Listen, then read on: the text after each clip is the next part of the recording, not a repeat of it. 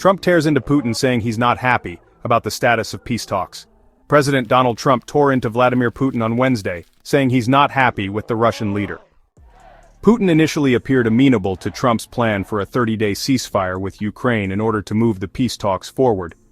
But a few days after the agreement, Russian forces dropped bombs on Kyiv. Trump, who's pushing a peace plan some see as favorable to the Kremlin, is showing his impatience as Russia drags its feet.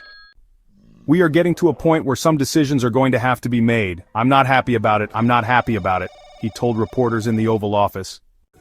Trump heads to the Middle East on Monday, where he had high hopes of signing a peace deal. That is not on the agenda for his time in Saudi Arabia.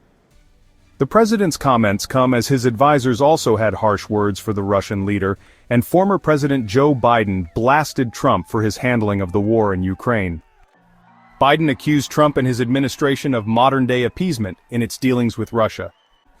"I just don't understand how people think that if we allow a dictator, a thug, to decide he's going to take significant portions of land that aren't his, and that's gonna satisfy him. I don't quite understand," Biden told the BBC.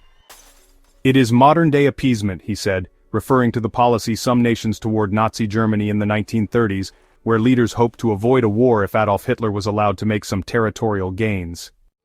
Trump has pushed Ukraine hard to agree to peace, saying he thinks it should give up its Crimea territory to Moscow.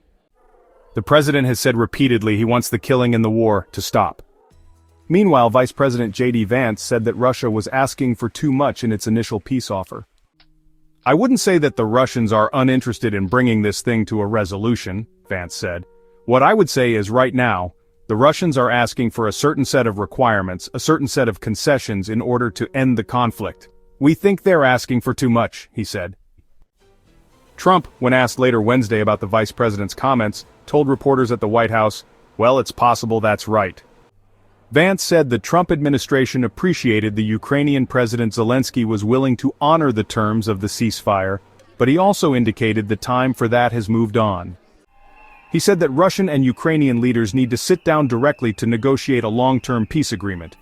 What the Russians have said is, "A 30-day ceasefire is not in our strategic interests, so we've tried to move beyond the obsession with the 30-day ceasefire and more on the, what would a long-term settlement look like," Vance said.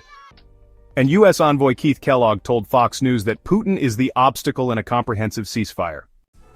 "I think we're close. The one man who can deliver it is President Trump, as long as Putin agrees. Right now, probably our impediment in progress is the president of Russia not agreeing to it," Kellogg said. But the Kremlin is fighting back against criticism. Russia has never opposed a ceasefire in Ukraine, Foreign Ministry spokeswoman Maria Zakharova told media in the country. The only obstacle to the ceasefire is Kyiv, which violates agreements and is unwilling to seriously discuss the terms of a long-term ceasefire, Zakharova said.